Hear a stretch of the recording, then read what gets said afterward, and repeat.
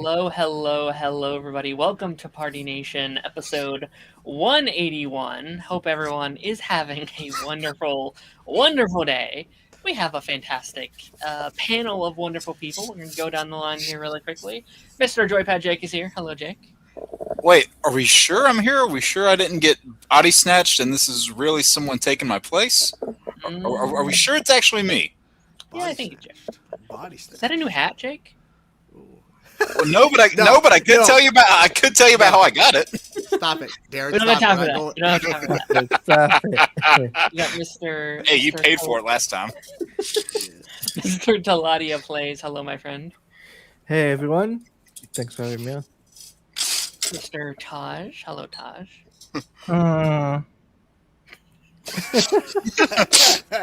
He's just like, whatever. Whatever. And we have the wokest guy I know, Mr. Chainsaw Reacts. You know, I felt like it was appropriate for me to be here on my computer. My wife's like, "You're going to join on your computer?" I'm like, "Yeah, I'm gonna switch it up. Sit on my phone." Yeah, we can't make you too predictable. Exactly. Absolutely. Now we have a very fun show this week. We have a lot of crazy news. I felt like it's been a while since we had news, and this week is like, here's everything. Have fun with it. Yeah, So, especially on the game side. The game side, yeah, I think we're gonna spend a couple minutes on the game stuff today. Only a few. Just a few. Just like 5 minutes to talk about Just all a few. 70,000 games that was announced this week. It's whatever. Yeah, and all like 50,000 that they're trying to throw out before November. Yep. Before we jump into the stream itself, I do want to address the elephant in the room very quickly. Lance isn't here today. Lance has decided to take a little bit of a hiatus from the show for just the next little future here. We're not going to talk about why up front in the stream itself. If you need to look up or see, if you really want to know, it is on his social medias. But we are going to carry the candle over these next couple weeks and keep doing the thing that Party Nation is known for, which is having fun, being weird, and talking about nerd shit. So In that order. absolutely. But how is everyone today? What's everyone been up to? Kingdom Hearts 4. Fire Emblem Fortune's Weave. Anybody else? No, just me. Yeah, I figured. That's only you. That's Ronan. Yeah, I knew it was going to be just me. I was like, hey, you know what? People excited over here for Kingdom Hearts. It's like, cool. Finally get a fucking Fire Emblem update. Yeah. God of War. I kind of forgot that was this week. It feels like it was a month ago. Yeah. You mean Yeah. God of War Laundry? Oh. As everyone keeps saying online. Yeah. Oh, is that the popular catchphrase now? Oh yeah, there's an image you can find online where it's literally the same image of like the promo art of her standing on the cliffside, and they've replaced it with her inside a laundromat.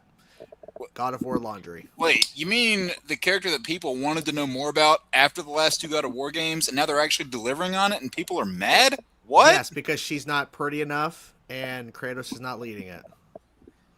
The fact God.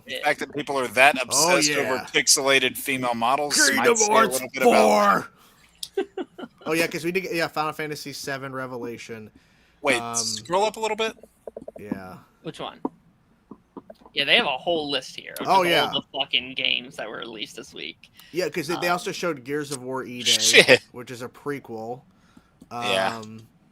Which, yeah, I mean, yeah, of course, yeah, all the PlayStation stuff, Xbox. Yeah, so here's the thing.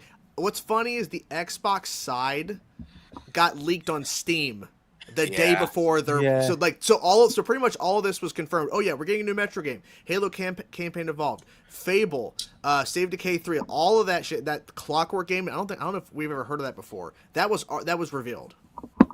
So See, it's not just me. People brought it up in the comments. only one person. But so what's interesting about this too, I find interesting is that they also revealed with the new CEO of Xbox, exclusives are coming back to Xbox. Yep. So Gears of War E-Day is only going to be an Xbox exclusive. They're saying for now, Yeah. and that Clockwork Revolution or whatever is also going to be a exclusive until the sales don't go to the roof and they go PS5. I'm a little miffed that the only Elder Scrolls presence was online over there. It's like, hey, you announced the 6th game fucking 8 years ago. Could we hear something about it, please? Still nothing.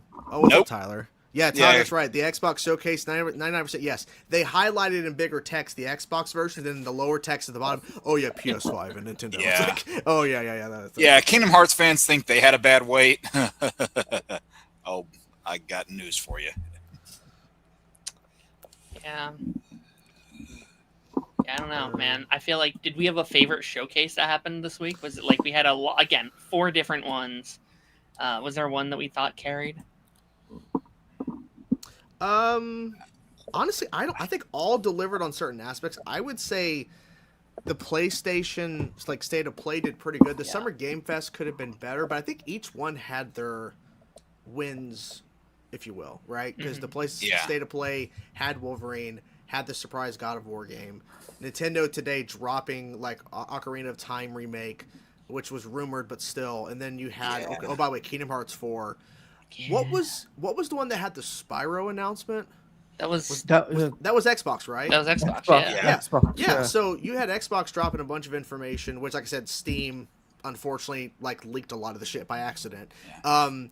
But yeah, it's pretty exciting. You're getting a new Spyro game. You're getting a new Gears of War game. And like they're re-releasing a lot of those classic Donkey Kong games in bundles. Oh yeah, and then also wasn't it what was the like? There's a bunch of Toy Story games. Yep, being, a bunch of Toy Story ones. Or something. Yep, which I found that kind of random, but I was like, you know what? All right, I remember playing Toy Story 2 on the 64 a lot back in the day. Yeah, I love how they just threw like a random Bugs Life game in there, just like why not? That's like it's like they took the route of like what Marvel vs. Capcom did, like a bunch of like remasters or like just re-release the games, and like they did it for Teenage Mutant Ninja Turtles and Toy Story. Let's do that too. Why not? People were like, huh? Yeah. Like really? Toy Story 3 had an awesome game. That game was fantastic. And Spyro did the same thing, right? They had like a I think I got that. I don't remember. I remember seeing a little bit of that Toy Story game back in the day. Like the only bit that I really saw was they had one level that was essentially modeled after the opening of 2, where it's a Buzz Lightyear video game. They had a whole level based off of that. I was like, oh, that's cool. Yeah. It's just pretty cool. Like we're getting a lot of cool shit. My only thing is, I'm tired of the nonsense of like, oh yeah, Summer Game Fest, the biggest one yet. It wasn't. I mean, the one thing was, oh yeah, they revealed Final Fantasy VII Part 3. Cool. Yeah. Other than that, nothing was really like groundbreaking at the Summer Game Fest. I don't know. Yeah. And I guarantee you that Toy Story drop was just to coincide with the movie coming out. Oh, 100%. I didn't even think about that too much, but that actually makes more sense. I also was surprised. Is anybody else surprised? No GTA 6? Anything here? Not shocked at all. Oh, really? I think they want to. I was expecting something. I'm not. I think it's so big they probably want to do their own thing. They that probably want part. to be like, "Hey guys, it's That's like they could host their own event and just be like, hey, we're just showing off the game, and thousands of people will show up." Yeah, it'd be like a State of Play. Like, they're going to do a live stream event where they're going to just because I bet they will do that. Hopefully. Oh, we're forgetting the most important thing: Godzilla Destroy All Monsters Melee Remastered is coming out in November. Yeah. Oh my god. And they showed more of the Assassin's Creed Black Flag remake too, which I enjoy a handful of those games. That's my personal favorite in that franchise, so I'm glad that one's getting the remake treatment. Dalton Bell, I agree. The audio lag at Summer Game Fest was like a shot. Yeah, it was terrible. Yeah, that one was that was rough. It came and went for us. It was like Snoop Dogg and Tupac. Yeah. That was a choice. Yeah. Oh yeah, Crazy Taxi. That thing's a lot of weird stuff. God, I used to love Crazy Taxi back in the day. Oh, I think Last Ronin was my personal favorite. Like that was such a because me and Jake talked about that like at the start of our stream, being like, wouldn't it be crazy if they like uncanceled it as mainly a joke, because I was like, they're not going to uncancel it. That'd be so stupid. And then they do it, and I'm like, holy shit! Yeah. Cue the SpongeBob thing a few moments later. Because it was supposed to be a movie too, right? Yeah. They canceled the movie. Yeah. But I thought they canceled the game first, which I think they did. Apparently, this is technically a different version of that original announced game. And the movie cancellation was like 3 years ago. No, I mean there was something that was discussed when it was canceled earlier this year or last year. Yeah, that was the movie. Which the movie. Yeah, I thought something related to that got axed like a couple of years ago. I mean, it's possible. It's possible something else could have been canceled because there's so much stuff in development over at Paramount. They just don't do shit. Mm-hmm. Which now it honestly kind of makes sense why they're not moving forward with the movie. Like they probably don't want the movie and the game to like make competition for each other. At least not yet. So do the game first, then you can do your reboot Ninja Turtles like franchising they're doing at Paramount. And then years down the line, they can do like a movie adaptation to build on the popularity of this game when this comes out. So, I guess.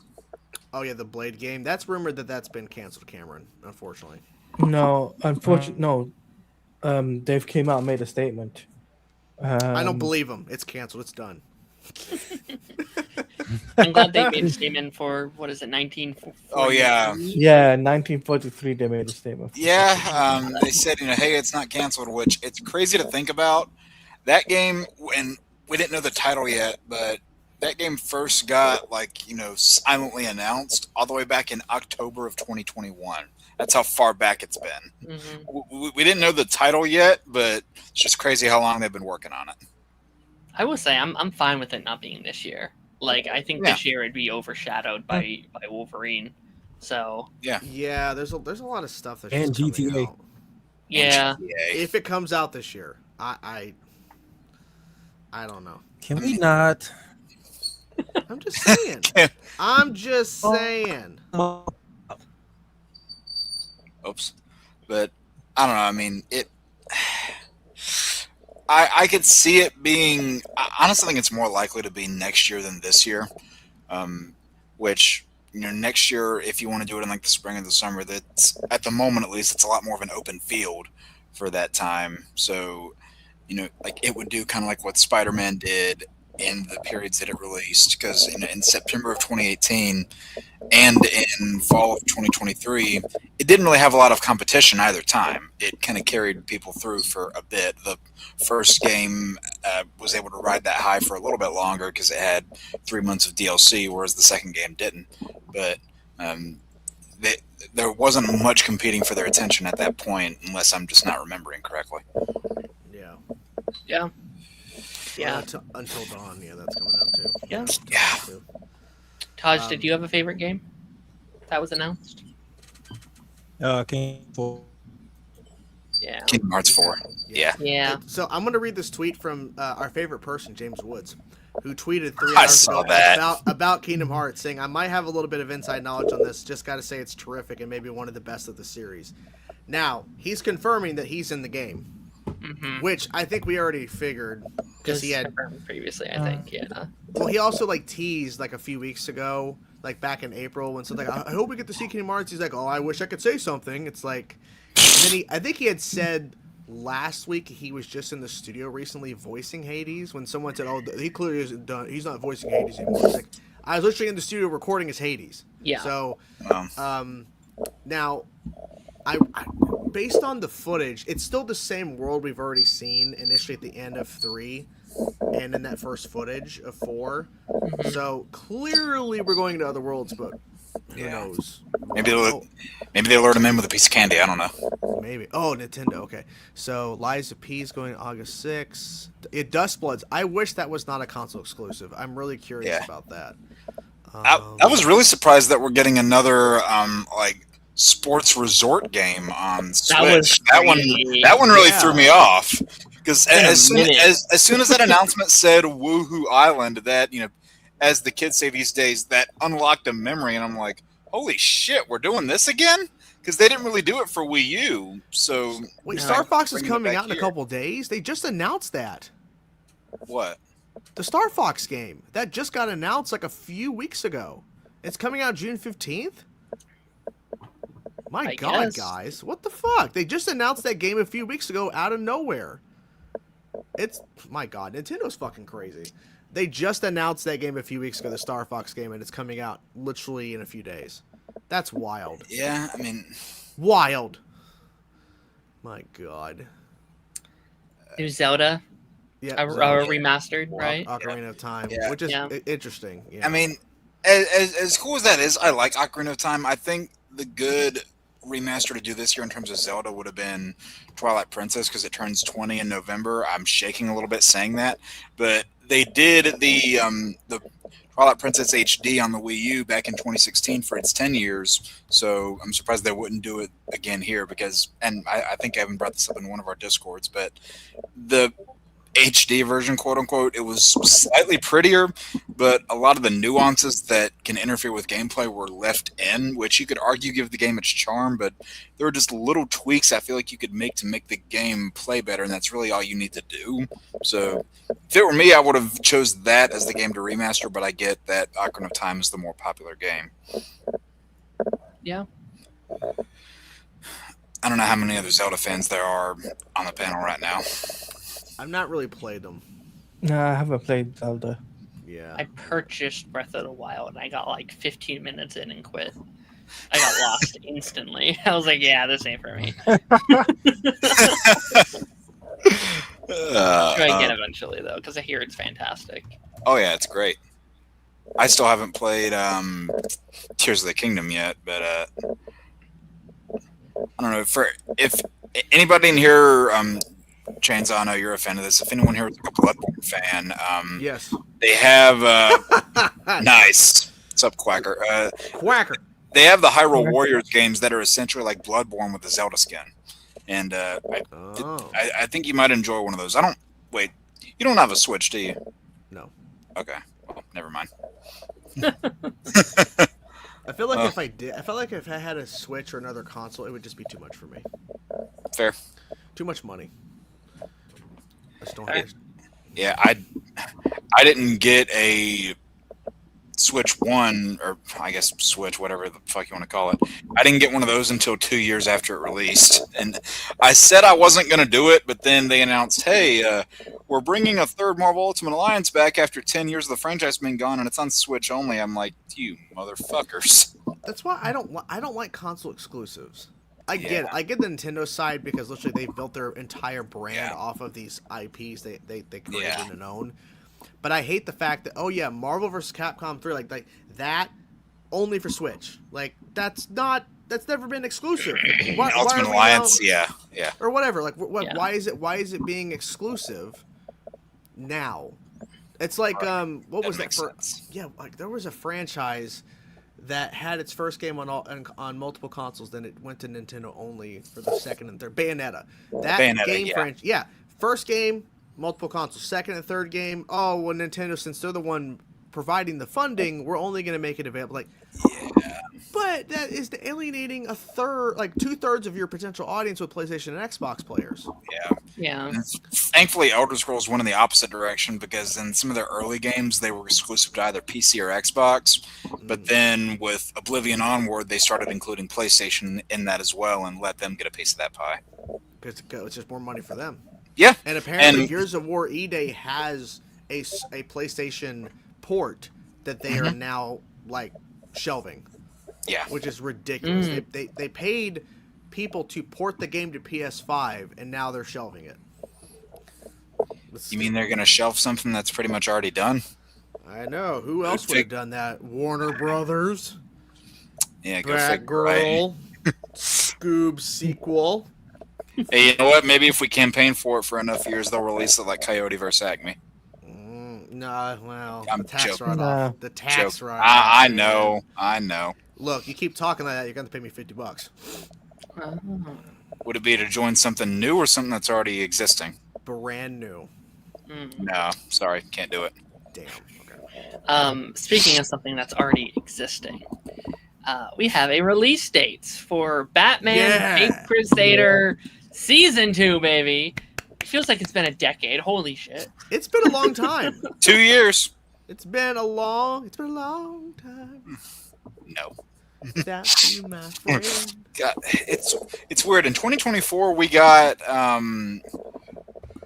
X-Men 97 Season 1, we got My Adventures Season 2, and we got Caped Crusader Season 1. 2 years later, all three of those are coming back. Yeah, little self-promo action here. The dates between the seasons are crazy. Because My Adventure starts June 14th. Then a couple weeks later, X-Men 97 is July 1st. And then a couple weeks after that is Batman Caped Crusader for season 2. That lines up So- right with Spider-Man. Holy shit. They're basically all. I think there will at least be 1 or 2 weeks where they're all airing at the same time, which is kind of awesome. Like that's kind of sick. It's wild. Yeah. And I don't know. I guess obviously at the end of the day, they don't care, like that, because ultimately, My Friend Superman is going to be an HBO Max, Adult Swim release. Cape Crusaders Amazon Prime, and then of course X-Men's Disney Plus. So they don't care that there's overlap because it's different services. Right. But It's not like they're competing with themselves. but this is fucked, man.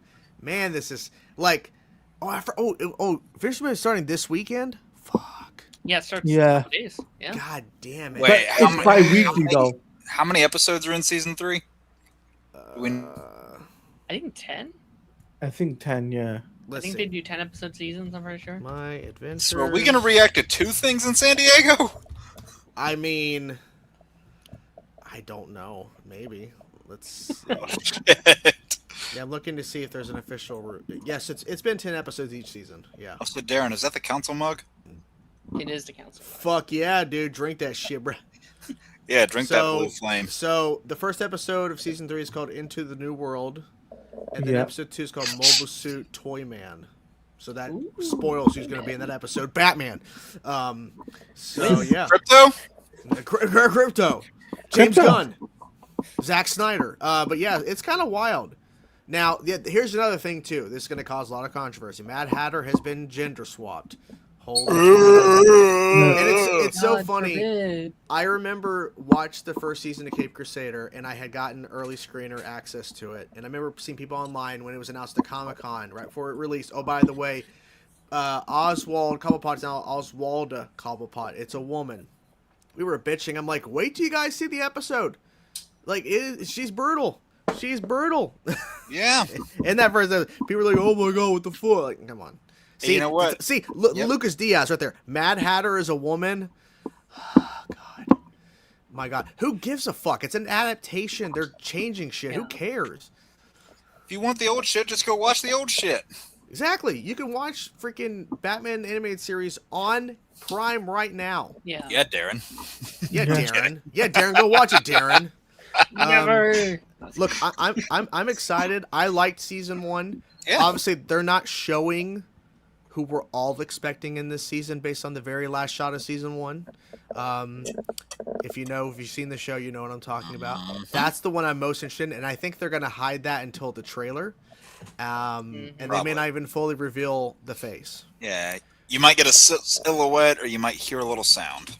Yeah. I also don't like too that we literally waited until literally a few days ago to go, oh, by the way, we're getting season 2 in like about a month or so. It's like, Yeah. guys, you could have done better marketing than this. Like, All these animated shows have It's been those terrible. shadow drops, man. yeah, like X-Men, the same thing. The only X-Men crumbs we were getting before that trailer just randomly dropped out of nowhere was, oh yeah, here's a random artwork that someone found. It's a poster thing. Yep. Here's like, but like, is this real? Well, we don't know. It's like because we didn't really know. Well, Even- they had the artwork, and then they had the announcement of the prequel comics a little bit before. Mhm. And the reason they were lining it up with this was to coincide with, I think in like a week, actually, this upcoming weekend, they're showing the first 2 episodes at the Tribeca Film Festival. So Mhm. there's that too, and then it'll come out to public in a couple weeks after.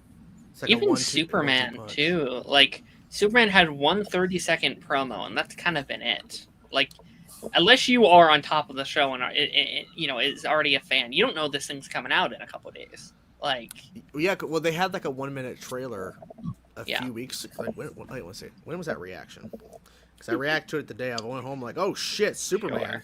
But I think it was only like a few weeks ago. yeah, It was a few weeks ago. It was 3 weeks ago. yeah. It was back on May 14th. So literally, they dropped it a month before it's going to release. Oh, by the way, here's a minute teaser, and it's going to release. It's like, what? You couldn't even drop a teaser 2 months Yeah. out? You couldn't start putting out a little bit of information? Because honestly, I think we had discussed previously, Darren, either in a Discord call or something, or even on Council plug. we were wondering like, oh, how long are we have to wait for this new season? Like, what's going on here? Like, it's ridiculous. And like, it makes me a little concerned because they haven't been picked up for season 4 yet. Like, they said they're waiting to see how season 3 does. This is also the season that is literally setting up my adventures with Green Lantern. Potential spinoff. You would think they'd be like, hey, let's market the season a little bit to try and push this potential new shared universe we're building. And maybe they don't care too much about all, a crazy amount of views for the show, and maybe that, that'd be great, but yeah, so they have pitched what season 4 is, what they want season 4 to be. Yeah. So they've already pitched it, so it's just a matter of what happens. I mean, here's the thing: if they don't get greenlit anytime soon, how much longer is it going to be till season 4? Yeah. Probably not till late 2027 at the earliest, if we're lucky. Which is interesting because like season 1 and 2 were done together. Like they made them like across the same time as like a 20 episode order, and I assumed that was what season 3 was because that's typically what they do. They did the same with like Harley Quinn for like 3 years. They did 2 at a time. So a little concerning to me they didn't do that this time. Is that show done? Harley Quinn? Yeah. I think they've been quietly canceled. Like they haven't technically ended, but they haven't been picked up. Yeah, the yet. last episode was March 20th of 2025. Yeah, I think that's done. Yeah. They got Young Justice. They got Young Justice. Wow. It's been over 20 years now since we have gotten a connected animated DC universe in the form of television, which is crazy to think about. Like, because they did obviously the stuff with the movies. They technically did that twice because you had DC AMU and then you had Tomorrowverse, which they tried to say, hey, actually all of this other stuff is connected. Which you can debate how much you like that or dislike that, but they've got a lot of potential to do that. To recreate that same sort of thing here, but the question is, will they? Because there wasn't a live action DC universe that was happening alongside it at the time, so it's just something else you have to factor in. Yeah, and I'm seeing that. Yeah, they were discussing early in March of 2025, like what season 6 would be like a little bit something different. It's like, okay, it's not happening. I mean, yeah. And they had their chance. They got 5 seasons. They got one more than Young Justice. Okay. Yeah. They had plenty of time. They got more. They got more than a handful of live action DC shows got. They got a Kite Man TV show. Yeah. Hell yeah. Kidding. Stupidest thing ever. I'm sorry, that was terrible. I do have to head out in a moment or so. What's the next topic? I have one more topic. Easily the most controversial. Okay, I love controversy. Oh. He's like, all right, I'm here for this. Oh yeah. And once I show you this face, you will understand the let me anger. Let me guess. It's Taj. That's the controversy. Right? It could be. Okay. This is the face of a killer right here that I'm about to show you. I'm ready. First, look at the live action. Oh my god! Look at the killer. The tragedy. Oh my god, he's a dog. I didn't know what the fuck you were doing. Okay. Have you seen the image where people are like expectations versus reality, and it's like a really animated CG Scoob versus this image?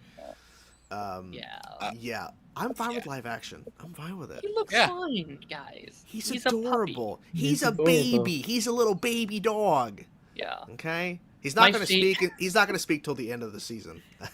My favorite genre of tweet around this is like, he's not even a Great Dane. Yes, he is. You just never seen a Great Dane. Yes, he is. Do you not know what a fucking Great Dane looks like? Well, they're also pointing out, too, it's the ears and everything, because a lot of Great Dane ears are clipped, like Scooby's is in the animated form. Yeah. But his ears are not clipped, and honestly, we don't need it. Like, we don't need it. Not all Danes are the same. I know. Yeah, look at that good boy. He is a good boy. All right? He just wants Scooby snacks and not to give a fuck and not be chased by Ghost. That's what he wants. Mm-hmm. Okay? Leave him alone. Yeah, I know, right? He should. He just wants to help solve a bunch of creepy mysteries. He probably doesn't, but he's going to be forced to do it. Like Shaggy does. I just love how, like, every single time you see a story of Scooby and Shaggy with the gang, they don't want to be there, but they're like, all right, I guess we'll be bait again. Yeah. But I'm honestly fine with the live action because imagine if they were doing a CGI dog. The budget would skyrocket on the show. So. Yep. I'm fine with it. Yeah. I feel like we should bring this up since he commented it. Lance comments, I don't know if they've been, I don't know if they have informed you all, but I'm dealing with the sudden loss of my mother. I am stepping away from Party Nation for a few weeks and debating on my other content for the time being. Thank you, Lance, for stepping in and letting the people know. We had not let them know. We wanted you to be the one to do that. And thank you for entrusting us over these next couple weeks to handle the show that you have built. And we love you, buddy. We love you, Lance. Yes. We love you, Yeah, we Lance. love you, bro. Of course, man. Of course. Your show is in great hands. And, We got your back. Lance, it makes sense why I'm here because you're not here, so it makes sense that I have to show up. Yeah, As the bit continues. absolutely. Man, Of course, I man. feel like this is a recycled bit. You show up and Lance isn't here. Taj shows up on council when you're not there. It never ends. Exactly. You know, the thing is, I just don't like Taj. That's the thing. I love Lance. I don't like Taj. Like, that's just the difference. Yeah. Yeah. Look, me and Taj have our differences and everything, and you know he's just, and I know he hates this. He hates live action Scooby. He hates it. So Hey, you know what? At least Taj No, didn't I promise actually you. At least Taj didn't promise you were going to Comic-Con and then tried to turn around on it. Taj did promise that though. He did. Oh He did. my He God. was actually he was the first one to tell me, hey man, I'm going to take you to Comic-Con and we're going to cuddle together. I was really looking What? forward to it. What? I mean, No, it's real, man. Taj is taken. Look at the guy above me. Oh really? Oh. That's the lore. That's the lore. Oh, interesting. Yeah, and it's all because of that fro that Darren had. Darren has had some wild hair. I mean, yeah. Now, That is true. I mentioned it. Do we think that Scooby's gonna be talking throughout the whole entire season 1, or is it gonna be a thing to where he's not gonna talk really until we get to the end of the season? Probably not till the end, I imagine. End of the season. They did say that Frank Welker is voicing Scooby again. He is voicing him, yeah. So I'd say he'll probably talk. Although it'd be weird if, like, I wonder if this is the dog for the whole season, because I don't see Frank's voice coming out of this little puppy. well, that's the thing. So they could be modulating his Scooby voice That's to true. match like a younger Scoob, and maybe at a certain point we did a time jump. Yeah, I mean, I don't know because the kids are. I'm trying to think. When they did the teaser, was Shaggy that picked him up? Was that the actor they cast, or was that a younger actor playing Shaggy? I think it was that actor. Hold on, I can pull up the video if you want. Yeah. So I'm wondering if it's Lance. I'm glad you got that lap, buddy. But yeah, but I'm wondering if it is because if it's actually if it's a younger actor, then they could be jumping ahead because dogs grow pretty fast. Yeah, Yeah. So They do. maybe the first half of the season is like an origin, and then the second half is like they're a little bit older. And you know I what? don't It'll know. be better than the last Scooby-Doo related show we got. and Wow. you know, it should also be said. I don't know if he should be like this. Unleashed. Technically, Oh yeah, okay, that's him. Yep. this technically wasn't even like footage from the show. This was just like pre-production social media video. So like, Oh we yeah. got to take this canon with a grain of salt too. Like, Yeah, because I mean, literally, he could still have the Scooby Doo voice even as a pup. He could. Who's to Yeah, say he doesn't? could. We don't know. It's a talking dog, right? We Yeah. can't add realism. Like, oh, he's a baby dog. That means he's gonna have a baby voice. So, yeah, but here's Realism what I'm and saying, too. TV. Did we know beforehand? Obviously, it was 2027, but like, it's good to know they're letting us know. Hey, by the way, you're not getting it this year. yeah. Like, I think we I all want, like, figured that. Next October would be awesome. I'd love like a Halloween show. Yeah, that'd be cool. But I would hate to wait that long. You know what I'm saying? Like, You're just impatient. We get it. Kidding. I know, but like, think about it. Like, we have to wait until like more than a year away when this show could come out in like May of next year. I'd rather get in May. Now, if we get it to where they announce season 2, let's say they announce season 2 before season 1 comes out, like the end of the year. Oh, by the way, season 2 has been greenlit. We're already filming season 2. Then that could release in October of next year, right? Brooke, this is the same series. That's the all same one- series. Yep. One show. Yep. Yep. Although we Yep. are getting another Scooby-Doo show on Tubi, I think this year. Anime. Anime. I yeah, don't know when that is, but anime, yes, yes. sometime this No, year.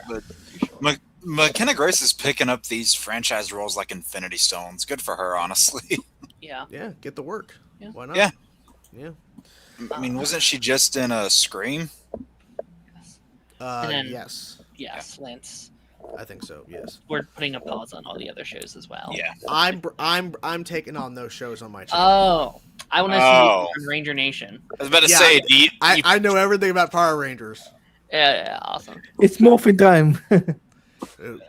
Sure. I'll just bullshit my way through. I had no idea. I mean, you do that on your other videos already, right? He's like, I okay, do. is that a Red Ranger? Okay. I don't know, thought- guys. I think that I think this is all fake looking. I don't think they're actually fighting those guys. Oh, I don't think when it cuts to the Ranger footage, it's the same actors. No, they couldn't get a real Megazord. Oh, that's true. Yeah, when Netflix they'll drop season 2 in 3 to 4 years. Exactly. They'll do the Wednesday treatment where we have to wait for fucking ever. that's my only issue with McKenna Grace being cast as Daphne. Is like I was kind of hoping you get unknown actors that could film relatively close and not. Well, because they got other booked. actors in there that are Yeah. lesser known. Yeah, she's the Yeah. only one. But- which but I yeah, mean, that- I get, but Yeah. If the contract states that she has to do like with Marvel when they sign their actors, if they are told they have to be on set to film, they have to reschedule everything else. yeah, I don't think Netflix would do that, but imagine if they're like, look, if you sign this role, McKenna, you have to be on set if we're shooting the show. You cannot say, well, I got another project. No, yeah. I don't know. I mean, they could just put if there's a point where she's not there, they could just put a stunt double in her place, and then that stunt double would turn her face away from the camera whenever it gets close enough to her. Exactly. They could pull a Ruby Rose setup situation. Hell yeah. Because you know Daphne does a lot of stunt work. Yeah. Anyways. All right, guys. I have to go to dinner. My wife's probably going to be a little annoyed that I'm late, but it is what it is. She understood why I had to be here. And I just want to say I love and appreciate all you guys, and not Taj, but Lance, I don't know if you're still watching, man. That's Love cool. you, man. I'm fucking with you. These two are gonna fight at Comic Fucking, I'm fucking with you, Taj. I'm gonna give you a big hug at Comic-Con, okay? We're gonna bury the hatchet, all right? Yeah, let's hope we're not burying That's one of fine. you.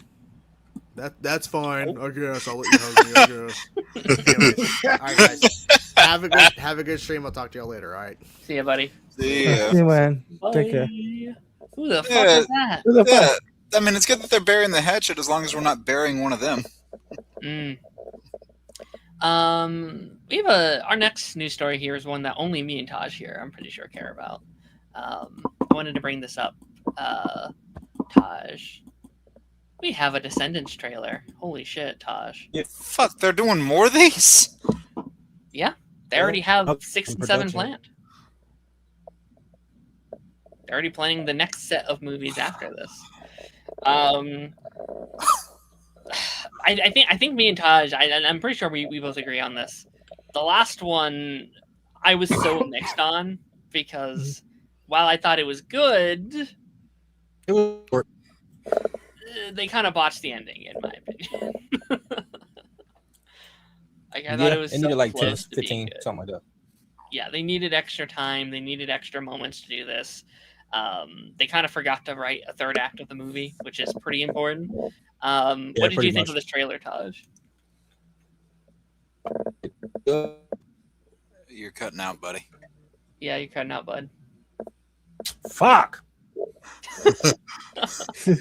That See- didn't cut out. See the fuck we heard loud and clear. Want to try again?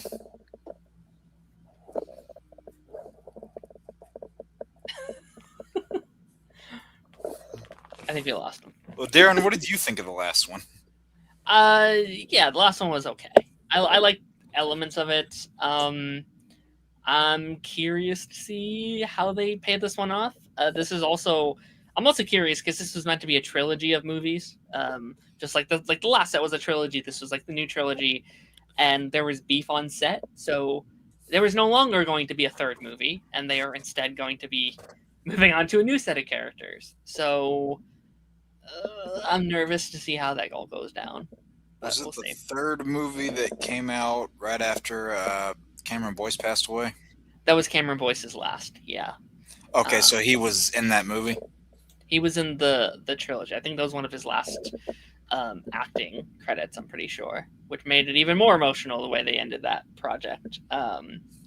But yeah, and I'm someone that like there's so many. Oh, there he goes.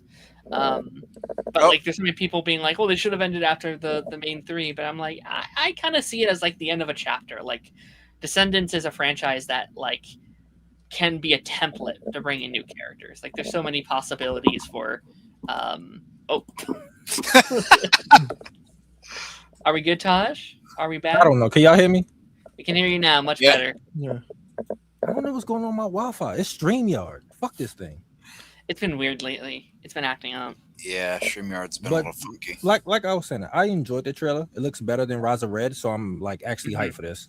Is Rise of Red the most recent one? Yeah, it's not bad, but like Darren said, it's missing a third act. Like, Agreed. And like I was telling them, Taj, I'm nervous about because it was supposed to be a trilogy, and now it's not. So this is it for these characters, basically. So I don't know. We'll see.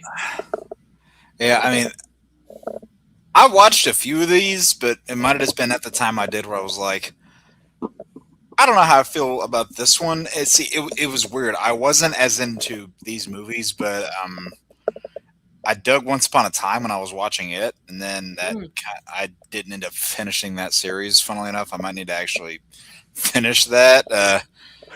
It was near the end where I was like, what is happening? Once gets fucking insane. I love that show. That's one of my all-time favorite shows. But in the same way, like Flash is one of my favorite shows, and where it's like, yeah, I love it, but it's fucking bonkers. Several seasons. Like, you can be bonkers and still be fun and good. I feel like, Yeah. But I got to I think I got to season 5, and I don't know why I dropped it. So who knows? I might have to pick it back up one of these days. Yeah, I mean, I just hear a lot of people don't. I just hear a lot of people don't like the last season. when did you stop? Season 5. Yeah, There's- I mean, you don't have to. There's 7 seasons, right? Yeah, but season 7 is basically a reboot, or like a soft reboot. All the cast members leave except for like 3 series regulars, and it's a new cast of characters in a different location and stuff like that. What? Yeah, it's a completely new, which I would like if it was a spinoff. Like it's very spinoff coded instead of a season 7. But Yeah, I mean, I liked the overall premise of the show. I think I just eventually stopped at a certain point. fair. But I had a number of friends that really dug it, and they're like, "Hey, if you ever finish it, just don't watch that last season." I'm like, "That bad, huh?" I don't think it's as bad as people say it is. Fair enough. It's bad, but I get it. Again, it should have been a spinoff, not a season 7. Yeah. We have some box office news we're gonna talk about. Ooh. Across the board, some very crazy. Are those offices with boxes in them? Maybe the Super Mario Galaxy movie has officially become the first movie to pass $1 billion in 2026. Are we surprised? Alright. Are we shocked? Not really. I mean, the first one did. The first one did a lot quicker too. This one took Yeah. a little longer to get there, and I Yeah. know people were like, "Oh no, this is showing how people now are like turning on Mario and all those things." I'm like, guys, the industry has changed in the last 3 years. It's not the same box office it was 3 Yeah. years ago. Which even in the last 3 years, that tells you how big of a difference has been made. Yeah, but I think it's something special that a animated movie is the first one to make the $1 billion mark. That a video game movie is the first one to make $1 billion. Yeah. Which, if any video game movie is going to consistently make $1 billion, it's Mario. Like, Mario is Yeah. that guy, I feel like. Yeah. Sadly, and- doing better than some other video game movies. Not sadly as sad for it. I just wish certain other video game movies would have done better. Sure. it's funny too because like there was a lot of commentary going in. It was like, I don't know if this one's going to make its budget back. I'm like, what are we talking about? It's fucking Mario. Like, do you know how many families of like 5-6 people are going to go see this movie? You know how many tickets that is for one batch of people? You know how much money that is spent for one batch of people? Not to mention concessions and everything in between. I knew the movie was going to be perfectly fine. I had no doubts. It's a very safe movie. It's a very, it does everything it wants to do, and it's reaching the benefits of it. So I think good on them. I don't know. It's interesting. I'm curious what's next for them though, because this is their second $1 billion movie. So they're cooking like, all right, what's all the spin-offs that we can make that will make money on this? You know what should be first on that list? I say Donkey Kong personally. I say a Luigi's Mansion spinoff. I'm down for that too. I'm down for that. That'd be cool.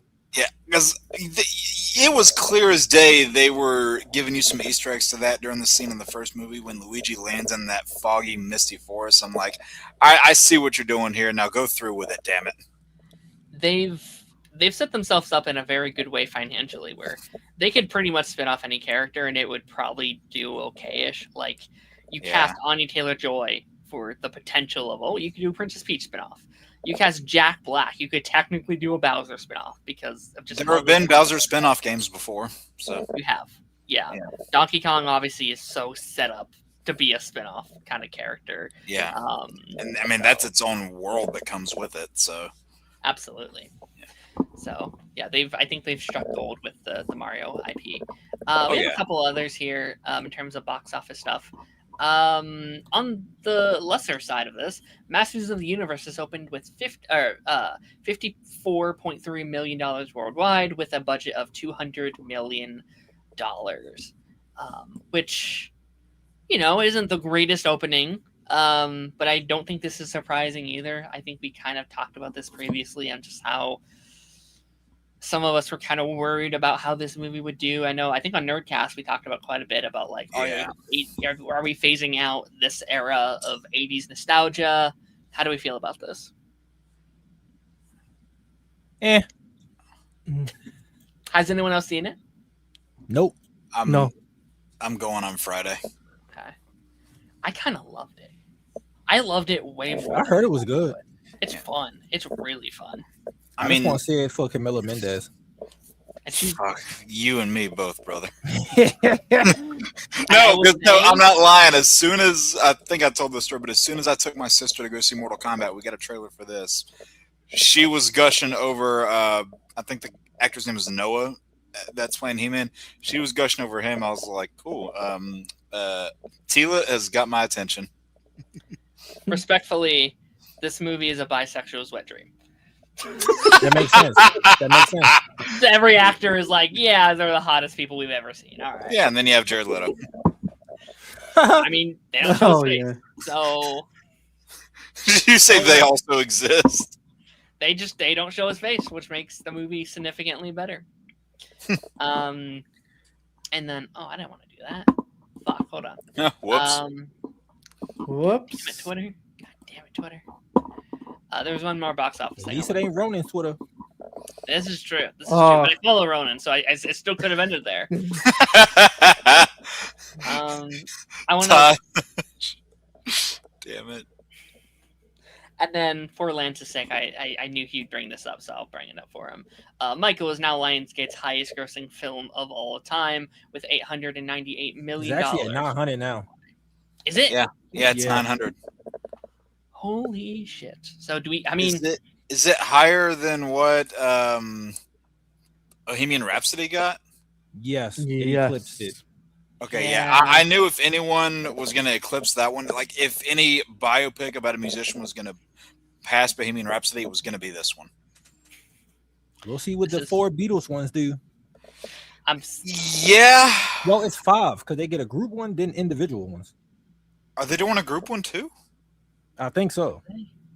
I didn't think there was a group one.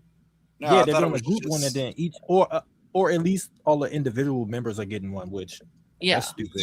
Yeah. We knew about that.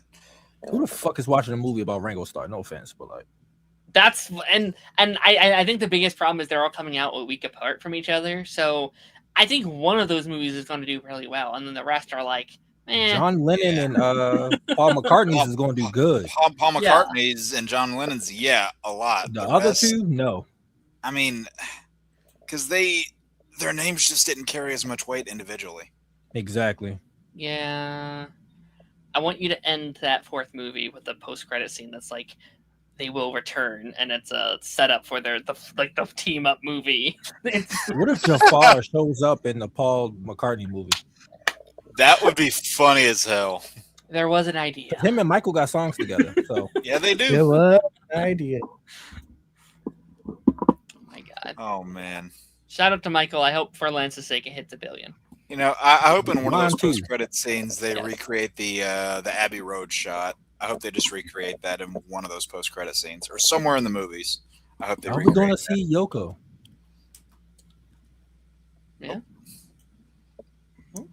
Do we have a private chat? No, we had a yes. super chat. Yes, I know. I was just about to pull that up. Okay. Kingdom Hearts 4 trailer randomly dropping at a Nintendo Direct this morning, which, yes, we already talked about that a good bit, but I was excited, and I kind of forgot when it dropped. I wasn't caught up. I was like, oh, holy shit, there's a new trailer. I was like, Yeah. I'm not caught up yet. I can't fucking watch this, which I did watch it, but They didn't really there show wasn't, anything. there wasn't like Yeah. a big spoiler. Yeah. Yeah. Taj, what you think of this? Oh, he ain't lying. Nope. No, he is not. I don't know. Part movie event. Yeah, I didn't hear anything about there being a fifth movie. Not yet, at least, but I would not be Oh, so shocked. Yoko is in the movie. Yeah. Yeah. Yep. Okay. Yep. We'll see how that goes. Yeah, that's going to be interesting, at least. Like, say what you will, but they're doing something no one's ever done before, and I do at least respect that. Yeah. Yeah, two will be successful. The other two will flop. All right. All right, I have one final news story here before we jump into our ranking, and I want to preface this with a giant grain of salt because while this is discussing film, there is no source attached to it whatsoever. So take this with a giant asterisk of like they could be fucking pulling our leg or some shit. The runtime for Spider-Man Brand New Day is reportedly 2 hours and 30 minutes long. This would make it the longest Spider-Man ever. Which again, no source attached. So take this as you will. But hypothetically, if this is 2 hours and 30 minutes, how would we feel about that? I guess it would technically be the longest one ever. Beating out That's its fine. predecessor by a mere 2 minutes. Which one would that be? No Way Home. No way home. Yeah, okay. Yeah. Okay. Literally 2 minutes, and that probably just includes credits. No Uh-huh. fish. No fish, Dalton. No fish. Go fish. I almost picked out a fish article today on accident. I like saved it. I was like, "Oh, this is crazy news. Why isn't anyone talking about this?" And it was fish. I was like, "Oh, that's why." Yeah, there were. Is it no what one- I think? Is it what I think it is? No one wanted to kiss that fish. It was the fucking Batman Yeah. that they made about like it's a AAA Batman movie that's connected to the DCU. I was like, "Holy shit!" And I was like, "Oh no, that's fucking bullshit." Yeah. Obviously. Yeah, but I mean, if it is true, hey, you know what? Great, more movie. But it goes.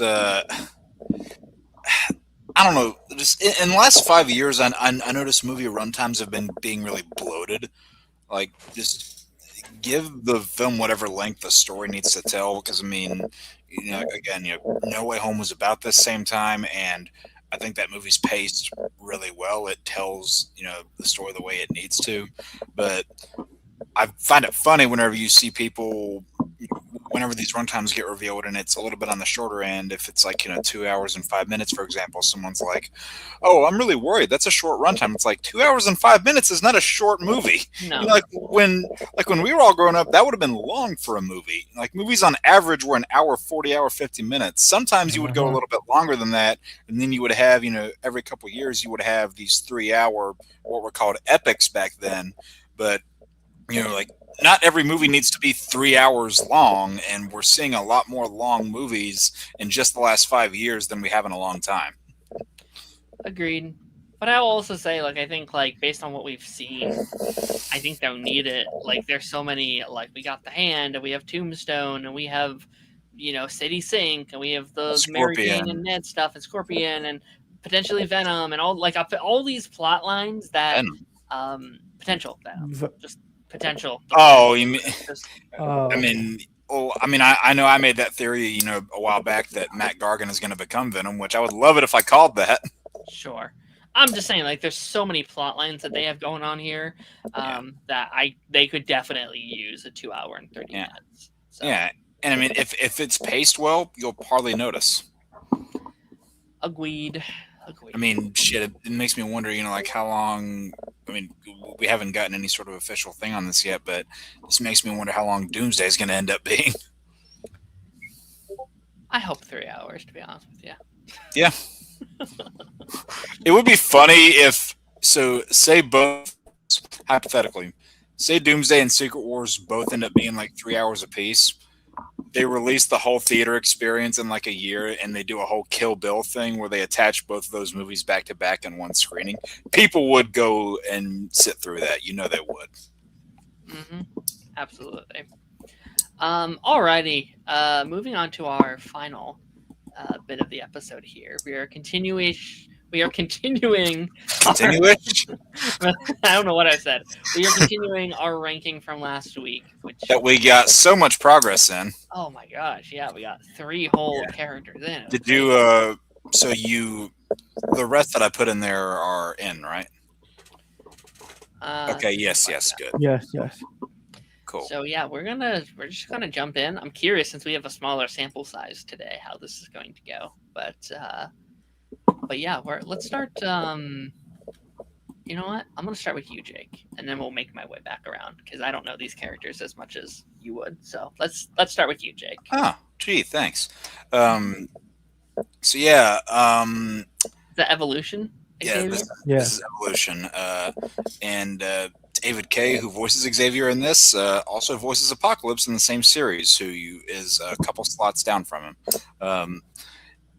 I really like this version of Xavier a lot. I think this is one of the film influences that I think is absolutely not bad for this series, because I know it's not Patrick Stewart, but it almost sounds like Patrick Stewart in a sense. But felt he was done really well. It's that same. It's what you expect Charles to be. He wants humans and mutants to live peacefully. He can make a wrong move sometimes and can come back to bite him. But I thought he had the eloquence of Xavier down to a T, and had great dynamics with your other characters like Scott, Eric, Logan. You know what? I'm going to go ahead and say this is an S tier Xavier. I liked him a lot. Okay. I'm gonna say A for me. Todd. Straight to the point. You watched Evolution, right? Oh yeah. He was A. Okay. Darren, what about you? My memory of Evolution is kind of shit. But That's the reason why I put him in A, because I don't remember. I do remember liking him. I think he was good. I liked his voice a lot. I thought he had a really good voice. Like you said, he's very Patrick Stewart, but Patrick Stewart's like the golden standard for Xavier. So that's good. Yeah. I think it's a good thing. I will also go A. Okay. All right, I'll cool. also go A because I don't trust myself to put him in S necessarily. All right. Is this Evolution Mystique? Yep, sure is. Mm-hmm. And you know what? Out of the 3 Mystiques that we've gotten across these shows, this one is definitely the most developed.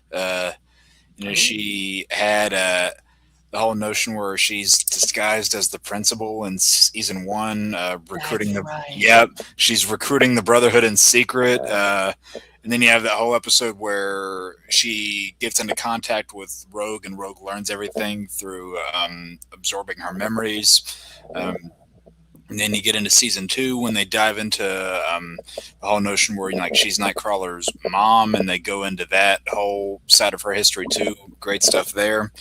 And then they throw in her being Rogue's adopted mom, and a lot of emotion is really good there. There's also that whole episode where she like essentially tortures Cyclops by like constantly attacking him when he can't see because his glasses are gone. And not only is she the most well developed, but you could just see how ferocious she is whenever she is going up against those characters. I'll say A. Alrighty, Taladia. I'm gonna say A as well. All right. All right. Taj, how's your memory on this? I'd say yes. All right. Well, okay. I just realized we had like 6 evolution characters in a row. I didn't mean to do that. I'll go A again. I remember really liking the principal stuff. I thought that was like, or like the like that stuff. I thought was fun. Added to like the school dynamic that they had going on. But again, don't remember her well enough to properly give her S. Yeah, I just realized the next 6 characters ahead are from Evolution, which I thought I had mixed it up well enough, but I guess maybe the mix-ups didn't save. There you go. Just one? Yep, Mix-up? just You one. know what? You know what? All right, fine. And you know what? It's actually fitting. The character that debuted in Evolution, X-23. That's where she- crazy to me. still. Yeah, she kind of got that Harley Quinn treatment of going from animation And Batman Beyond.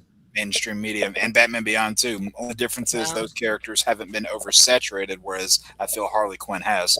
But she was really good she was only in the show for 2 episodes, but she made a really strong mark in both of them.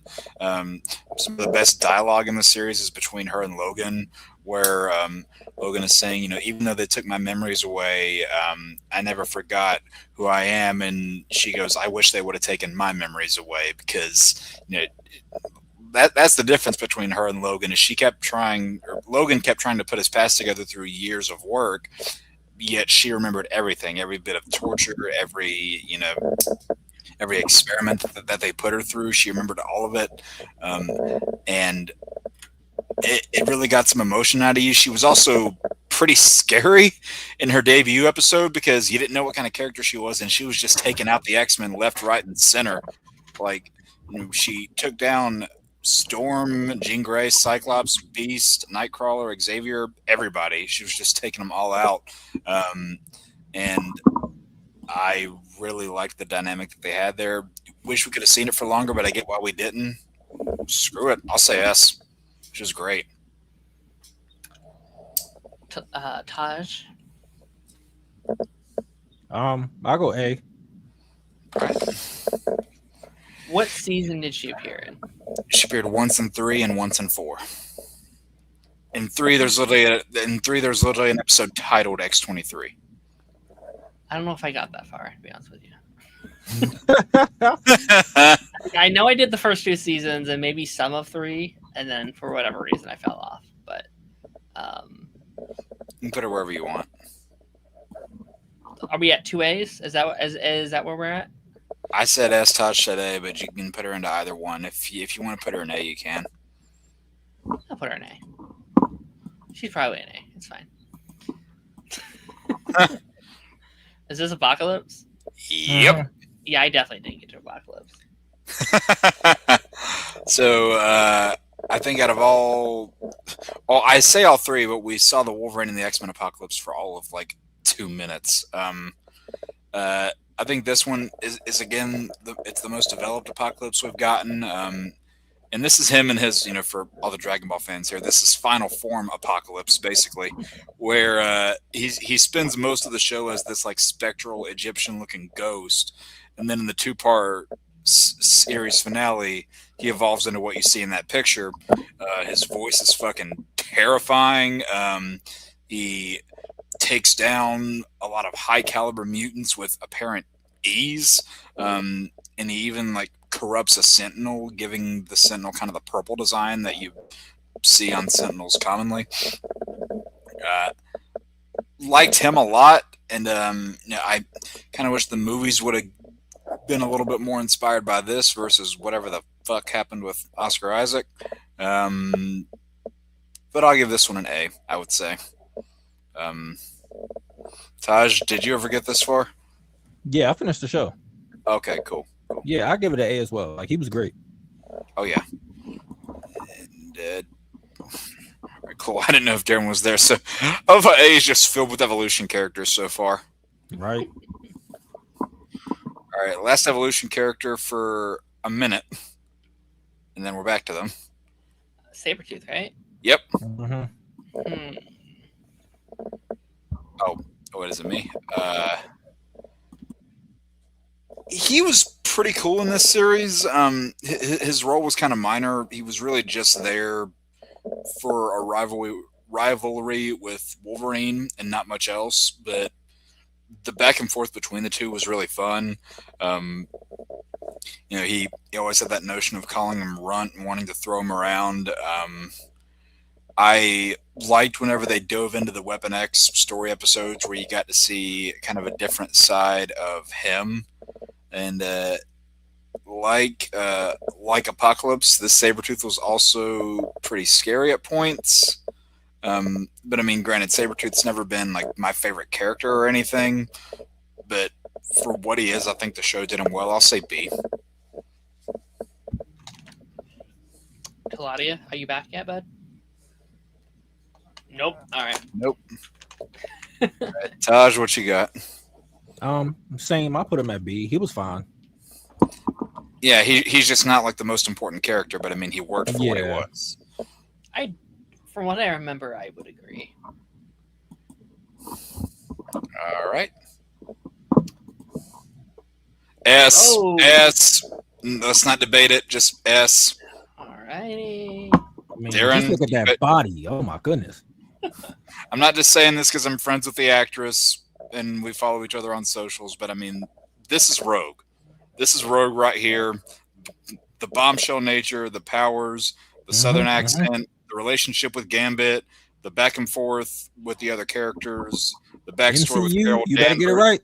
This is fucking Anna Marie. This is Rogue, and this is the character that got fucked over the most by the movies. This is Rogue. Oh my gosh. Yeah. We don't talk about the movies. And it's not even Anna Paquin's fault. It's not. It's fucking Bryan Singer's fault. Yeah, we don't talk about that. Yeah, pretty much. We don't need to debate this, right? Sorry. I think the 90s show alone, I would have been like high A for me. 97 pushes her to S. Yeah, she was the MVP of season 1 without a doubt. She was fantastic in season 1. Her art, I just watched episode 7? Yeah. Her like, that's such peak Rogue. And she schools Captain America. I love Ross's like, this was meant to hold the Hulk, and she just burst in with Yep. Holy shit. His name was Gambit. So oh my good. god. Oh yeah, you're talking about that tonight, aren't you? No. No? No. Oh damn it. Next Oh wait, yeah, you're doing that on Mondays now. Damn it. Yeah. My bad. If I would have known, I would have said something. Sorry. Oh no, that's fine. We didn't do it yesterday. Cool. All right. What is this Gambit from Evolution? Yep. Was he a villain for most of the series? For a good chunk of it, yeah, he was brought in as like one of Magneto's acolytes, which I'm like, all right. I mean, you can kind of get away with doing that because like he has that thief background, doesn't really, care much for any of the other characters. Is what I was trying to say. He's kind of out for himself for a bit, but I think the one of the last episodes of the show that's really centered around him and Rogue really gives him a lot of points because that episode was, I think, a great one for him that, it showed the layers of his character. And one of the most impressive displays of his power is when Rogue goes to knock him off a train. he's holding on to the train and then charges the whole thing. He's like, "You pull me in, or I blow this boxcar off the tracks." It's like that is how powerful Gambit can be with his abilities that you just haven't seen in a lot of media before. Now, granted, the Cajun nature to the accent and stuff wasn't there as much as some other versions. So, would I've liked that to be a little more apparent? Yes. But also, Gambit also had a really cool soundtrack that followed him around wherever he went. I liked those moments. He was pretty cool. I would say B probably, but he also was only in like a handful of episodes. This is kind of what I thought he was for a long time. Like I kind of thought he was like this anti-hero kind of character for a while. Really? Yeah, I think so. Because he wasn't. Was he in Evolution? Was he in Wolverine and the X-Men? Yeah, he's on this this thing. Was he like was he a major character in that or no? No. Okay. Yeah. All right. If you thought he was a minor character in this, it was a lot more so in Wolverine and the X-Men. Okay. And that makes sense then, because I didn't really watch a lot of the original back then. Like I that's what I started with, but I didn't watch it a lot. So fair. Well, this, the original is the only one where Gambit's part of an intro, so he's automatically got a bigger role. Fair. All right, you said A. What you said B? Yeah, I said B. All right, Claudia. I'm gonna say A. All right. I think because of the way he's portrayed in the series. So, but he wouldn't be S tier because the OG has it one up. So, And also, he was only around for like in the 50-ish episodes that show had. I think he was only in like 10 of them. So, Taj. I'll put him in C. All right. So we had an A, a B, and a C. So I guess that middles it to B. I haven't gone yet. Oh, well, do you remember this, Darren? I remember him a little bit. Okay. Well, we have an A, a B, and a C. Yeah. I'll go B. Like a low B, I'd say. Okay, so 2 From what I remember. All right. Colossus. This is still? Yeah, and this is kind of a character that falls under the same umbrella. He was a villain for most of his appearances. He didn't appear long, and then he kind of came around by the end. He was kind of cool. They showed you small hints of the comic relationship that he has with Kitty Pryde, and I just remember there being one. It was one of the episodes where like the old school X-Men team was going up against the Brotherhood, and Colossus just tackles this giant like energy spider looking thing, and that was probably one of the most badass moments you had seen of him. And then he fought Wolverine once. He became more of a good guy than a villain by the end, but only problem is he wasn't around for long. So I liked Gambit more than him. I would probably say C for this version. It's not bad. You just didn't see him a lot. Alrighty. I'm gonna say C as well.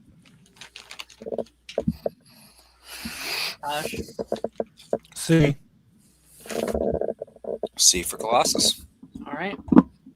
I'm not even gonna vote. I don't remember him whatsoever. All right. Last evolution character for a minute. Yay! Yay! I can finally play. Is that Bobby? Yep. Yeah. Yeah, I remember him either. So he I don't wasn't. know him either. Jesus. He wasn't introduced until season 2. They wanted to have him as part of the main cast originally. Spike was actually a sub-in for him. And that's why you notice that after Spike left the show, they kind of gave a lot of his roles and his screen time to Iceman. But, you know, for like a young teenage Bobby, he had that snarky nature about him, you know, that version that's always quipping around. Like, you could see this version of Bobby getting along with, you know, like the Spectacular Spider-Man, for example. You could see those two kind of getting along. And he was actually pretty damn powerful by the end of the series. By, you know, the point where he takes on this possessed version of Storm and completely traps her in ice for all of 5 seconds, but it still worked. He was pretty cool, pardon the pun. I'd say B. I'm gonna say B as well.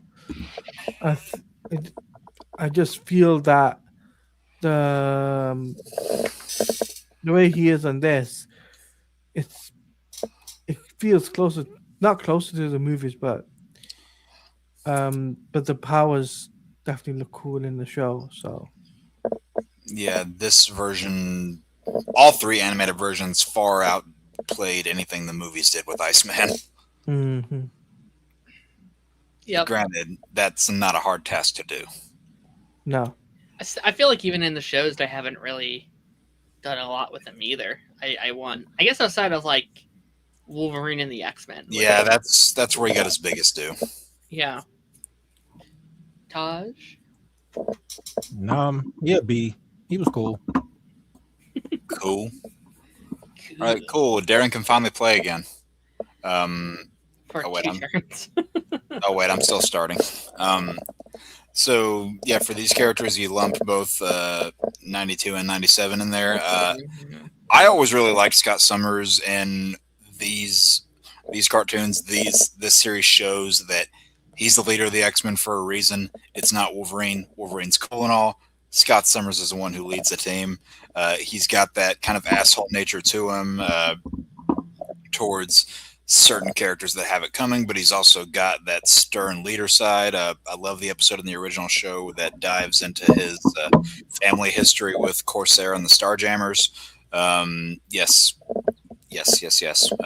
And your rest in peace, Norm Spencer. He was great as the original voice. And then when you get to 97, they bring in Ray Chase to do the voice. And 97 was just the start of the redemption for Cyclops, because in direct opposition to the movie, Cyclops is a badass in 97. He arguably steals most of the scenes that he's in, whether he's in or out of costume. Like they just utilize his powers in such a cool way. And even the scenes where it's just him, like when he loses his shit on the news reporter, he's like, like it's a good thing that us mutants do exist, because it's the only reason you people are still alive. It's that stuff like that that really hits hard. And I think it's because of 97. I might be a little bold here, but I think 97 really brings him up to S tier. I think for me it's an S tier for me as well. I think because pure nostalgia reasons. So, I mean, he's the leader of the team as well. Yep. Taj? I'll put him in S. Oh, yeah.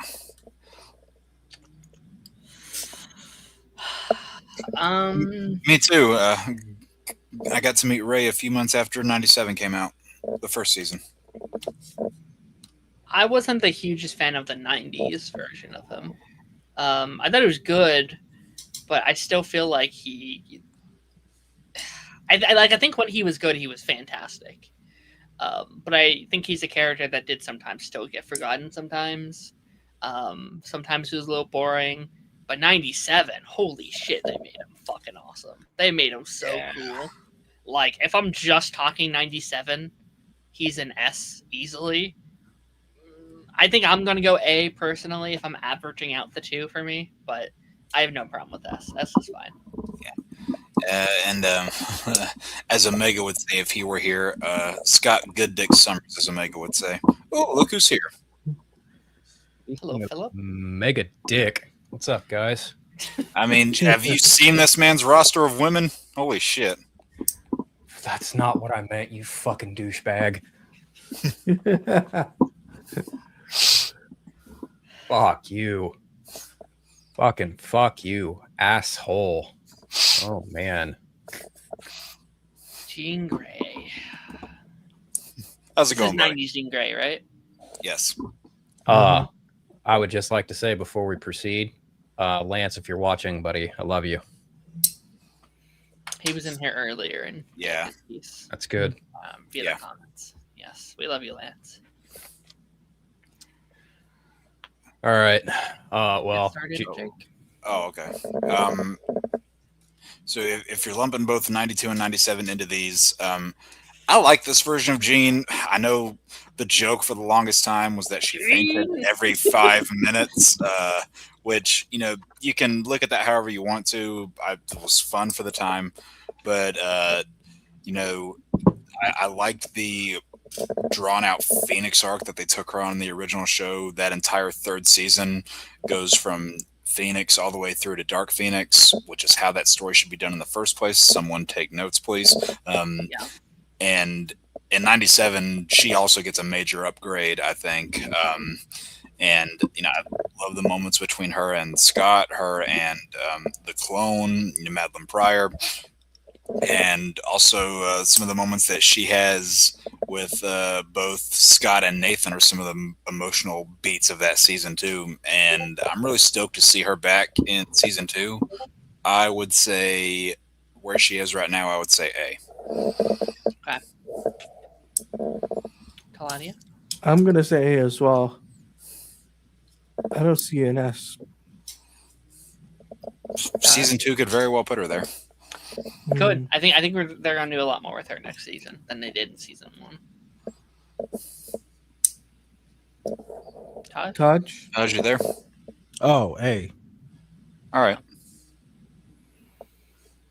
Philip?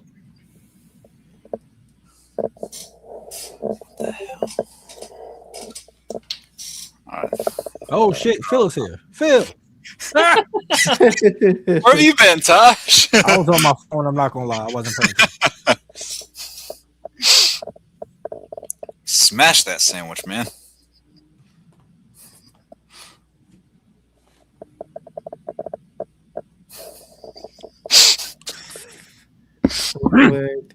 Cue the Jeopardy music. Let the man eat. Sorry. I was You're watching good. Vegeta Skull go on. That's why you posted that shit in the Discord. Yeah. Even though I'm not there, but I still listen to that shit when I'm in the gym. Jean Grey, S. Yeah, she's your favorite, isn't she? Automatic S. She's my favorite mutant of all time. Period, bar none, end of Okay. conversation. Okay. All right. I think this one for me also goes into the same Scott conversation I have, where I don't like how she's treated in the '90s show. I think sometimes she's great. I think the Phoenix arc is fantastic. Obviously, the best take I've seen on the Phoenix arc, easily, without a doubt. How high's that bar? But I think sometimes she is relegated to like, hey, it's Scott's girlfriend, or yeah, I'm fainting, and yes, the memes and the memes and I memes. mean, But it's not even a bar. That shit's still on the ground. her 97, man, both. Do we have both versions on here, Jake? I like We have- Madeline Pryor better. I ain't gonna lie. So, We have Madeline as well. I don't know, but I can add her in later. Okay. But yeah, I thought like that stuff was so interesting, and they gave her a lot of depth, and the like connection they added with her in Storm was beautiful, and they did some really badass shit. And like we said, I think they're only going to carry that into next season. So I'm going to give her A because some things hold her back for me, but I really like Jean. That exchange between her and Storm, where she's like, "You make them mind your weather, and you make them weather your mind." Holy Brilliant. fuck, that shit just goes hard. That's the best thing. Like, I think that's the best like new dynamic they added with the team is them being sisters. I love that. Yeah. So much. It's so good. Oh yeah, and the person they have voicing Jean now in '97 is the same voice of Black Cat from Spider-Man '90s. Mm-hmm. Baby Cyclops. Baby Cyclops. Baby Cyclops. You put some respect on X-Men Evolution, sir. I'll Put some bust your ass. Put some I like respect on Kirby Mara. Rest in peace. I like it. I will Just saying, bust he looks your like a ass. little baby. I will bust your ass. Darren, if you think that's better than getting shit in the hat, you're mistaken. I mean, listen, this guy fucking stomps on any of the live action we've had up until now. I'll say that. Bar high. Absolutely. Not Actually, I'll really. take him over No, Wolverine in the X-Men version. That's as what I well. said. I was like, how high is the bar? That's what I'm getting Yeah, he's at. probably my second favorite version of the character, I'd say. I mean, yeah, they portrayed a teenage Cyclops really well. There's that, there's that nature where he leads the team, and oftentimes whenever he's leading that team, Wolverine's not around. So you really get to see how he works as a leader to not only that original team you get in season 1, but a lot of the New Mutants that came in later. I love his dynamic with Alex in this series, way better than fucking X-Men Apocalypse. Good God. But you know, they did the Summers kids a lot better in this series. And by the time you got to the end of it, he's got a great relationship with Jean. Still leads a majority of the team, even when you have senior members like Wolverine and Storm that are there too. He's like arguably the face of this series. He gets like some of the most screen time, and it's well deserved. Rest in peace, Kirby Morrow. He's going in S. Well, looky what we have here. Hey. A black screen is what we have. Yeah. Oh, look, guys, it's my bitch.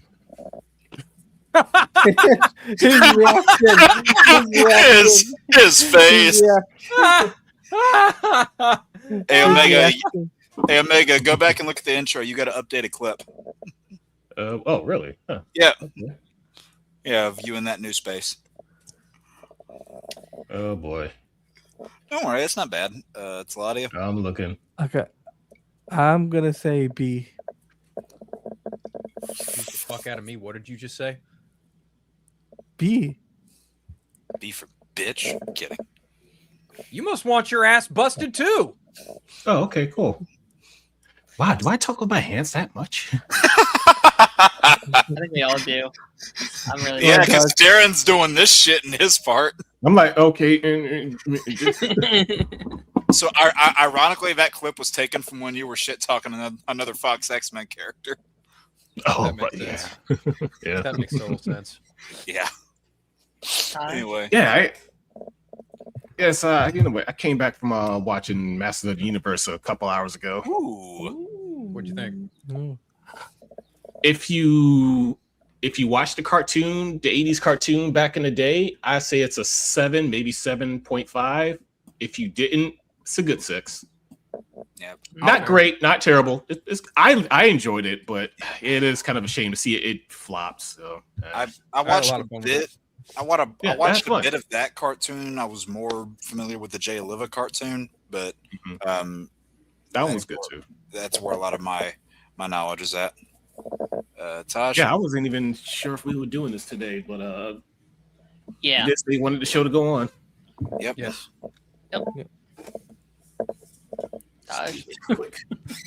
I'll put him in B. Y'all motherfuckers really want your ass busted today. I thought he was cool, but like, damn, my fault.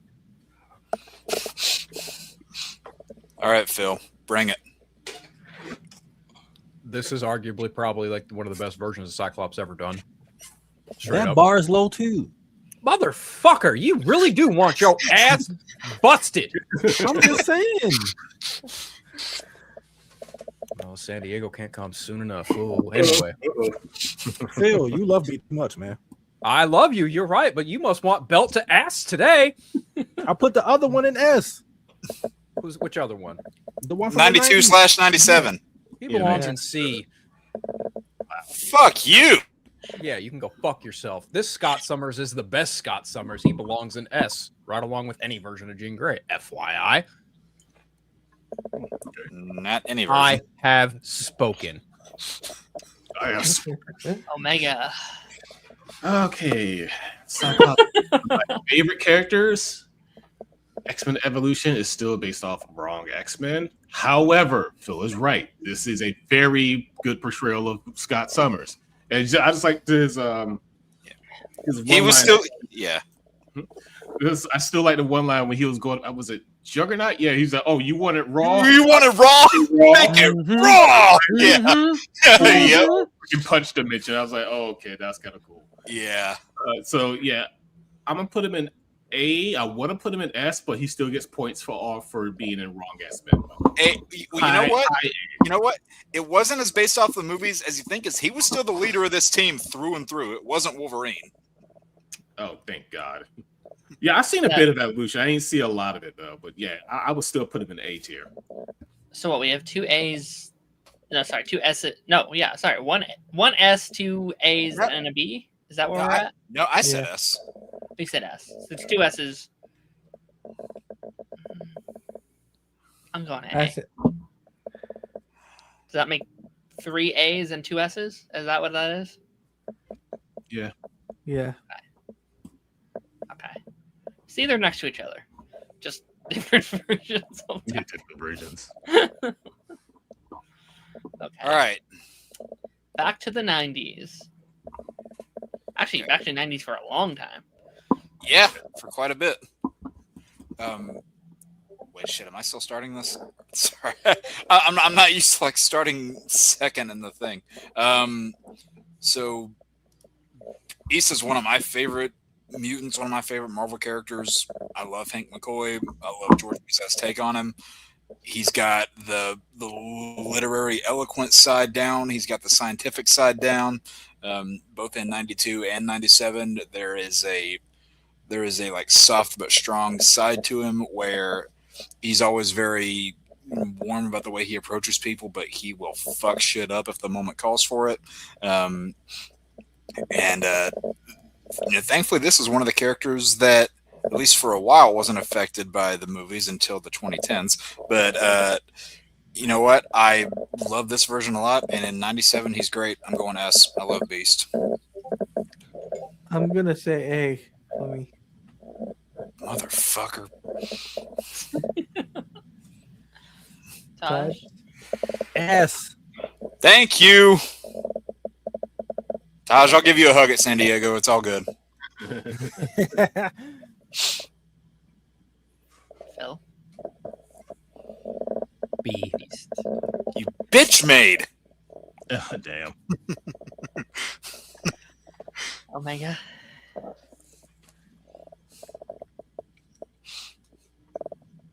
I want to put him in S, but No, you don't. something, yeah, something is like really. I like Beast, especially this version of Beast, because every time I read any X-Men comic, that voice actor's head voice is in my head Yep. when I Yeah. read. Pretty much anytime I see Beast on screen, this is the version I think of. But I don't know, he's kind of. There's a lot of times where he's just there. Mhm. And it's like I kind of wish there were a bit more to him, but yeah, I'll definitely give him high A. Want to put him in S, but I don't know, something's kind of preventing me from putting him in straight up S. Like he's good, but he's not that good. I kind of agree with that logic, Omega. I almost put him in S, but I was like, he gets significantly less screen time in both series than like almost every of the other characters. But when he's good, he's fantastic. Like I love. Oh yeah, when he's there, he's amazing. He's so he has such a presence. He's the heart of the show, both shows, I'd say, but not on the par of like the tippy tops of these characters. I'd say. You guys are really trying my patience today. I'm going. So what? 3 A's. Is that 2 Eat your S's food. and a B. Is that what that is? Yeah. Okay. Also, if you're reading like I think it's the current. It's either current or the previous current run of X-Men. Beast is kind of an asshole. Well, He's not a good person. Where like each character's got their own solos going on right now. Yeah. Yeah. It's like he's like putting clones in different places in time or something. He's doing a lot of just shady stuff. It's like, yo, like we are not in the age of apocalypse anymore. Yeah, I know. Like, calm down, bro. Yeah, Brooke, that's probably my favorite episode of the whole Yeah, show. that was a good episode. That too. episode is masterful. I love it so Great much. one. It's all right. Remember him. It's all right.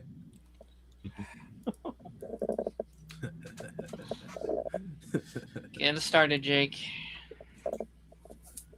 Fucking yeah. I mean, if we're looping in both, then yeah, it definitely goes in S. Especially this motherfucker is the Cajun badass of the X-Men. He is the heart of Rogue's character. He brings the energy to the team in more than one way. I love the banter that he has with so many characters.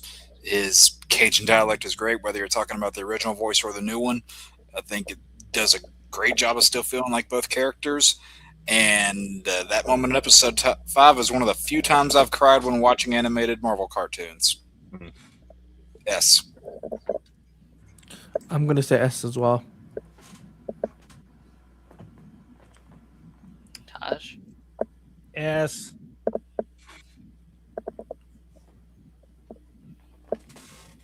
Philip. F. Oh, wait. Gambit? Sorry. Yeah. S. I was about to say, yeah, I did. We were about to have some problems. Oh, but are you on, what are you on? And can I have some? God damn. What are you on? And I don't want any. Yeah, I don't want it. I should say. Yeah, I mean, Cyclops Storm are my absolute favorite characters in the X-Men. Magneto and Apocalypse are my favorite villains. That said, I'm putting Gambit in S. Gambit, even though he's not my favorite, god dang it, he's damn close. And if you talk to Cyber Ninja about the X-Men for any period of time, this is his favorite characters. We've gone back and forth about I get it. we've gone back and forth about Gambit a few times, but yeah, Gambit is the man. Yeah, I got my S tier. big 3, and Gambit is like right below my big 3 for X-Men. Mm-hmm. Yeah, he's definitely in my top 5. Same. Yeah, I think his death secured him his S tier Oh status. yeah. Like, God. as someone who liked him before, I was like, oh, you put him in like legendary status. Like, I'm legit mad they killed him, man. I was like, God, really? Fuck. it's how it's how they keep his character alive post his death, and how his death becomes a character in the show is masterful. Like, the whole season there is still the presence of that moment. And again, that's more of like the episode itself than him as a character, but I loved what they did with him. Especially in '97. Yeah, didn't even I forget the voice actor's name, but Which one, the old or the new one? no, I'm talking about Rogue. I couldn't remember her name Oh. for a second. Even Rogue's like monologue when she was talking about they killed the Lenore's good Zahn. man, my man. I was like, oh god, Yeah. she's pissed. Lenore Zahn, yeah. Yeah, that's her name. Them together. I was about to say, because Gambit had a different voice from 92 to 97. Yeah. It's And AJ the- Lafosco in 97. Yeah, and Chris Potter from 92 voices Cable in 97. Right. Really? Huh. Okay, here we go. Their pitch was, they said, hey, we're going to bring you back, but you're going to kill your old character. Aw. Jubilee. Yeah. Really? Oh, this So- will be fun. So my first time watching through this series, I didn't know what to think about Jubilee, because there was that side of her that I really related to, growing up around the area that I did, and like that type that would like sneak off to the mall and do whatever. Really, I related to that part of her, a little bit on the rebellious side, but also had that naivete about the world too. So there was that nature there. I think as a kid, I wouldn't have rated her as one of my favorites, but she really grew on me a lot over the years. And I know a lot of people like to knock her episode in '97, that Motendo episode. I actually really like what that episode does for her character. And I think just seeing her, pardon the pun, her evolution over that entire series and where she's at in '97 now has just been a really compelling journey to follow, because especially when '97 starts, you get to see Sunspot essentially go through her beginning arc that she had in the original series, and that parallel has been really fun to see. And she was really cool in season 1 of '97. I'll probably say A for now. I'm gonna say A as well. All right, Tosh.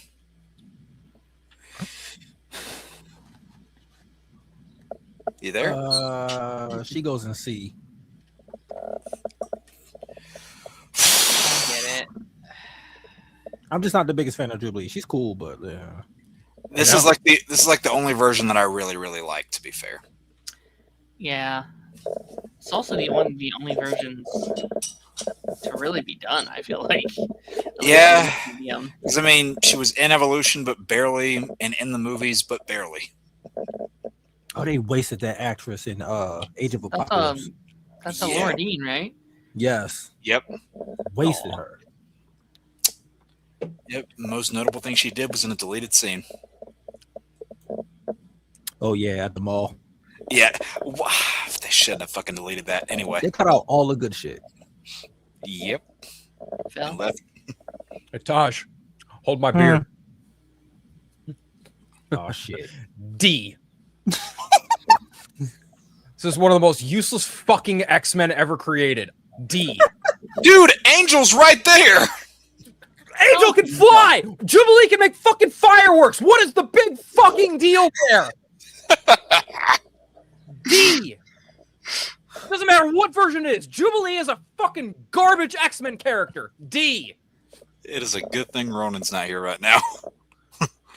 Oh my gosh. What the fuck would Ronan do? Oh man. I don't know. Probably curse you out in Spanish or something. I don't know. Maybe. Jesus. Omega. You're on mute. I'm gonna put her in C. I like Jubilee. She really didn't get good until 97. Even in 92, she was kind of just there. In every other iteration, even in the movie, she was just there. No, she But wasn't. just Not really. somewhere in the background in a deleter scene. Yeah. In the comics, actually, she's gotten pretty dang good in the comics lately. But yeah, for this particular version, I gotta put her in C. I may even say D, but I'm gonna say C. She's better, but she needs to do more. And her power set isn't as bad as everyone says they are. She just uses them poorly. Yeah, I really struggled with her in the 90s show because she was the character that would get the most development and then would erase that development every week, which I know was the whole like 90s aesthetic, but it did nothing for her characters.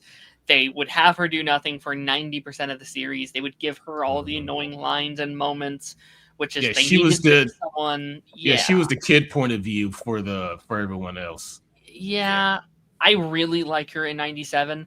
They had something to prove, and they were like, oh, let's actually give her some cool shit to do with her powers. I was like, fucking finally. Like, they give her some cool shit. But I don't think that's enough. I'm going C. I think C is fine. But I think she has room to, like a high C, I'd say, for me. And I think she has room to grow throughout the events of 97 if they play their cards right. She looked really cool in that trailer. So what? That's a D, 3 C's, an A? Does that put her in C? I guess What so. gave her an A? Jake, I think.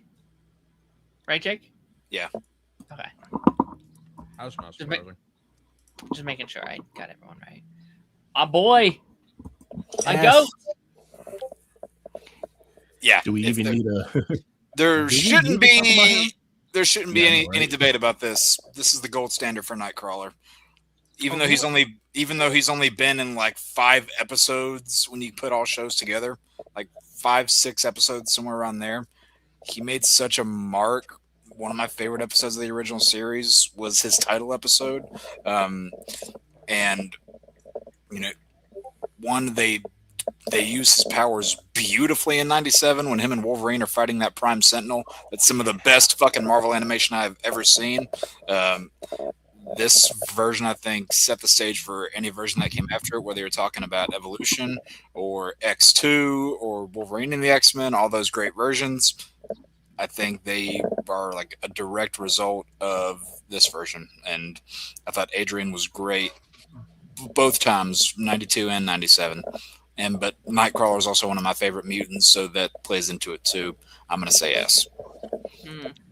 For me, it's an S as well, because the how impactful he is in the episodes he was in. Taj, I already say he was going to S. there you go. Phil? Oh, Nightcrawler's an S tier character. Amazing design, amazing power, beautiful swords, beautiful fucking dialect. Yeah. Nightcrawler absolutely belongs in S. Omega.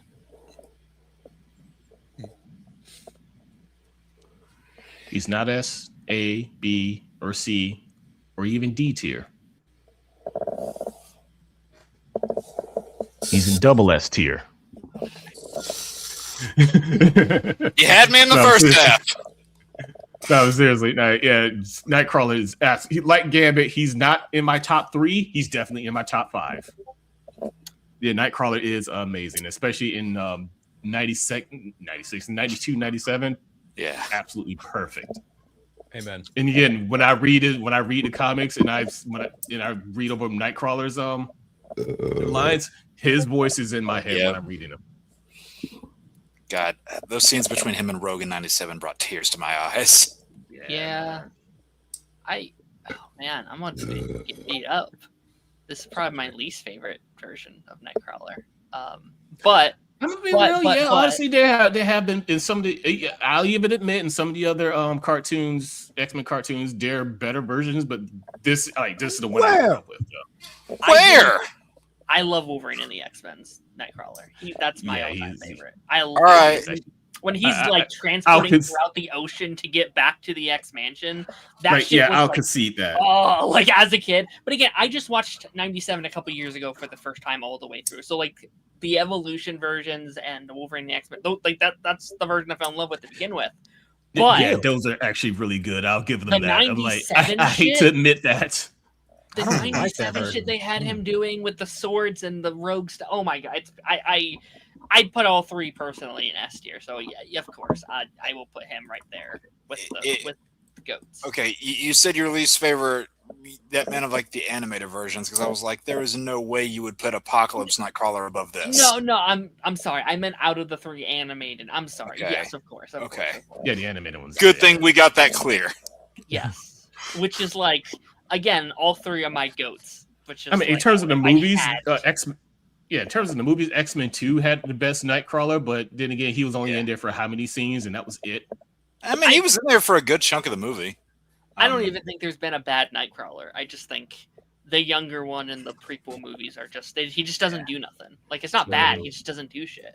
So my 3 favorite X-Men are on this board already. 2 of them are in S, and 1 of them sadly is in A. Cable. All right. And you know what? This is one of those other characters where it's he's not in my top 3, but damn it, he is really close. I've always loved Cable. The whole notion of how he is in 92, where him and Bishop come from alternate futures, and there's that whole little mini plot where they feel like they have to take each other out to secure their future, where he's essentially being puppeted by Apocalypse. I love that whole story. And they bring in Cable relatively early on into the original series. He's there from the 6th episode, and then he pops up here and there from time to time. I always love the glimpses of the future that you got with him. And some of the most heartfelt moments are between him and Jean and Scott and Madeline in 97. Moments that really tug at your heartstrings a bit. And the moment that picture is taken from is, right before everything goes to shit on Genosha. Phil, can you stop fucking mocking me, please? Love you, buddy. But wish we could see a little more of this Cable. But I'm going to go A for right now, but he's damn close. I'm going to say B. Someone wants their ass busted today. You're fucking right. Fuck. What? Tosh. Redeem that shit. A. Thank you. Yeah. All right, Phil. McCracken. Nathan Summers is an S tier character. That is what I'll say. I ain't even mad. I love Cable. Cable's one of my favorite X-Men ever created. He's one of the strongest mutants ever created. He's a bad motherfucker, and he got even badder in 97. I got nothing bad to say about Cable. Cable's my man. I love Cable. You know what? He's one of the few characters that didn't get screwed over by movies. Goddamn right. That's true. Yes. Because he was in a good Fox X-Men movie. The only good Fox X-Men movie. Well, there's only 2. Yeah. And they're both Deadpool. Exactly. Yeah. And hot take, I'd say he plays a better Cable than he does Thanos. Oh, Yeah, absolutely. yeah, I'd agree. Like the way he calls Deadpool a dumb fuck is Dumb legendary. fuck, yeah. You dumb Yeah, but fuck. that's something Cable would say, especially to Deadpool. Oh Yeah. yeah. In terms of my top X-Men, going strictly X-Men, not counting just other characters, but it's Cyclops and Storm are kind of tied for first. They can be interchangeable depending on my mood. The third is Cable. And this version of Cable, absolute S tier. Again, like every time I read the comics or any read his dialogue, his voice is in my mind. Like pretty much with anything, it's going to be the 92 cast. Yeah. Yeah, Cable is. What else is there to say about Cable that hasn't already been said? S tier. I'll go A for me personally, with the potential for him to move up to S with more screen Fair. time. All right. Because he hasn't been in a whole lot of episodes, but Fair. Yeah. When he had that fucking that like anime inspired moment at the end of 97 when he's going full blast against Sinister, that was so fucking cool. Bishop, Bishop. birds of a feather, right? Yeah. So kind of like Cable, he wasn't in the original series much, but he was the other side of that time travel plot. Like when you got to see his future, gets brought in the Days of Future Past two-parter where he thinks he has to kill Gambit, which I like the whole dynamic of that story. Yeah, they just end one episode with him aiming a gun at the screen, and then it cuts to black. It's you. Yep. No, I love when you get to see his alternate future and how it differs from Cable's. He wasn't in 97 a lot, only for like 3 episodes, I think. But I definitely want to see more of him, and based on what we've already seen in season 2, we know more of him is going to be present. I'm kind of going back and forth between B or A. I really like him. We just didn't get a lot of him, realistically. You know what? I'll go A.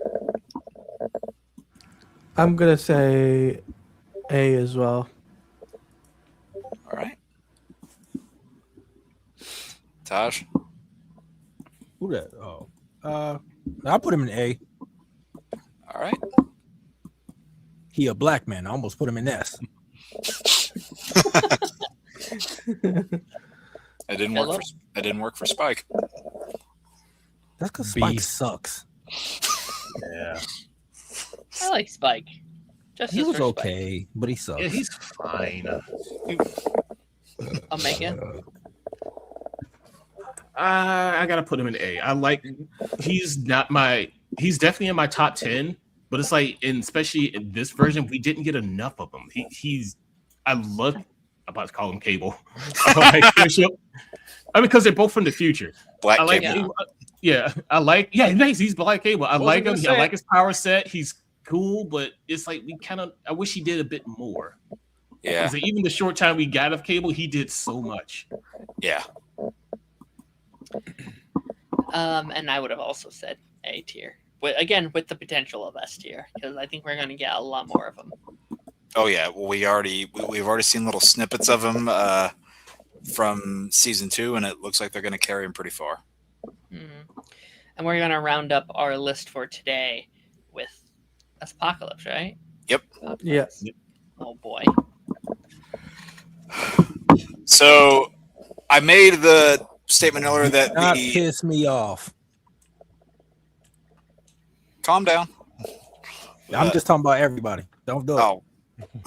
So I made the statement earlier that Evolution's Apocalypse was definitely more developed because you just saw him more. That being said, this version of Apocalypse was fucking terrifying.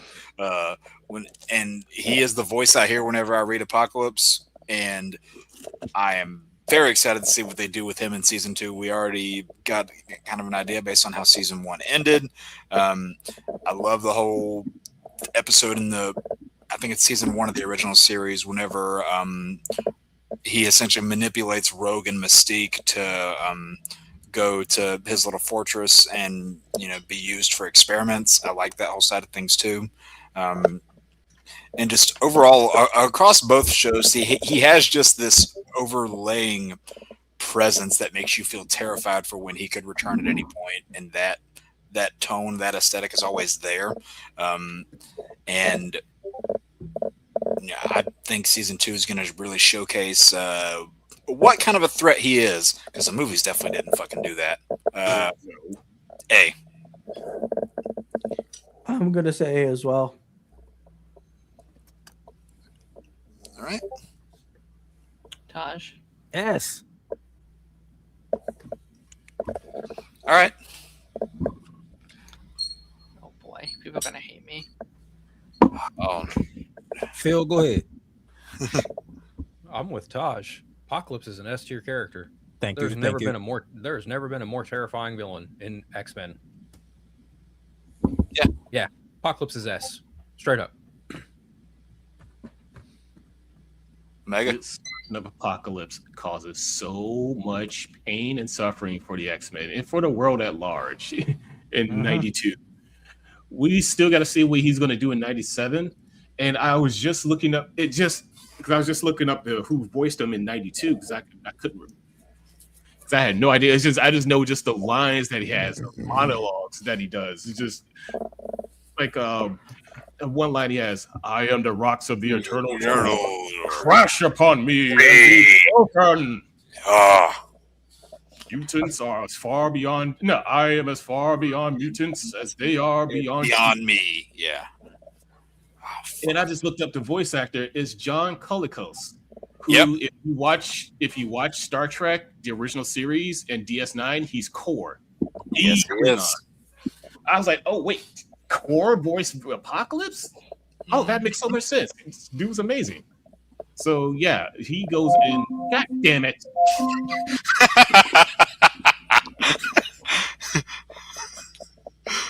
He goes in. Goddamn it! He goes in S tier. It's just great timing. That's That's my law for D&D. I got D&D. So, Darren, you said people are going to hate you.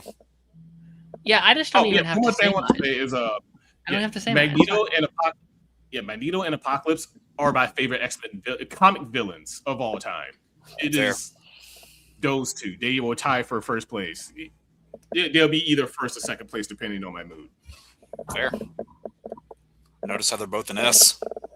Because they're both freaking amazing. But go ahead. Why am I about to call Darren Taj? I don't have to go. We can keep them in S. Darren. I would have put him in C. What? What? Really? I thought he was boring as fuck. I'm sorry. Oh hell no! In this stream. Darren, can In you this fight? stream. Can you fight, Darren? I'm about to I get need to go pissed eat. off. In this stream. I need to go eat. He's my least favorite villain in that original show. Oh my lord. Can you That's why fight, I said Darren? we don't have to include mine. We don't have to do it. It's fine. Can you fight? No, I can't. You'll cut my head off. He doesn't go to the gym either. That's I true. need- He does I not. need. Those two. What? Seriously, bro? Sorry. Wait. You liked Mojo more than Apocalypse? Oh, definitely. It's time for Someone bed. wants they fucking ass busted. It's time for bed. I mean, I could kind of see that. I do like Mojo, but Which more is than fun. Apocalypse. Which is fun. Have you And not to seen say that he was Apocalypse movie? bad. Apocalypse is good. It's just No, Cameron. I got pizza today. Mojo is the MODOK of the X-Men, just more butt ugly. I like Moto. Pretty Yeah. much. Yeah. Yeah, I like MODOK just out in Quantumania. He was kind of weird. Oh lord. You'd think that's where Darren would love him. We share the same name. But yeah, with that being said, we're gonna start wrapping up the stream here. Thank you for all of our amazing panelists that joined us today. We're gonna go down the line and see where we can find everybody. Mr. Jake Pad Joy, what do you got working on, man? You can find me right there, YouTube and the rest of the socials. Lost Levels on Sundays. Got another Lego Batman stream coming up. And Phil need to go change his pants. And going to be alternating between Lego Batman and the rest of the videos that I have in rotation pretty much up until we get to Comic-Con. Fuck. Absolutely. Comic-Con is coming up. Yeah. Yep. For about Yeah. a Couple of week. weeks. Bruh. We I got ain't fly a Mr. plane since 2011. I fucking Back hate over here at Claudia Plays on YouTube, Twitch, and TikTok. I am Phil shut himself again. I'm currently going through 007 First Light and Lego Batman Legacy of the Dark Knight live walkthrough. So come through if you enjoy those games. Incredible. Mr. Taj. What up, Taj? Hi. Hi. They know Hello. what I do. They on my channel. They know. Mr. Philip.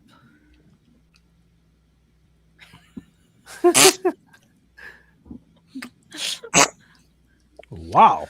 Anyway, if y'all want to follow me and my fucking bullshit, unfiltered, Vero Threads, Instagram, Blue Sky, not Twitter, TikTok. Be on the lookout. I have not seen the Kingdom Hearts 4 trailer. I will be reacting to that very shortly. As soon as we get off of here, I have not seen a lick of footage. I haven't seen shit from it. I also haven't seen. I did not get the chance to see the Nintendo Direct today. I was at work and I was busy. So, yeah, I will be uploading stuff for that later today. Go check that out. Omega. Hello, I'm Omega Beltal. You can look that up anywhere on Threads or deviantart.com. That's where I post most of my artwork there. I did post something a couple of days ago. There was a new version of the software I use, so I'm messing around with that. So I'm going to be opening. I cannot talk. I'm going to be posting it a bit more, hopefully soon. Hell yeah, man. Hell yeah. At least not. And yeah, thank you everyone who stopped by.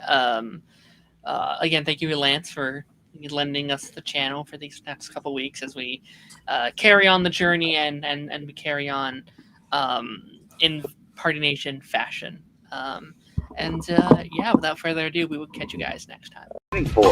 Come join the Geek Drunk Nation.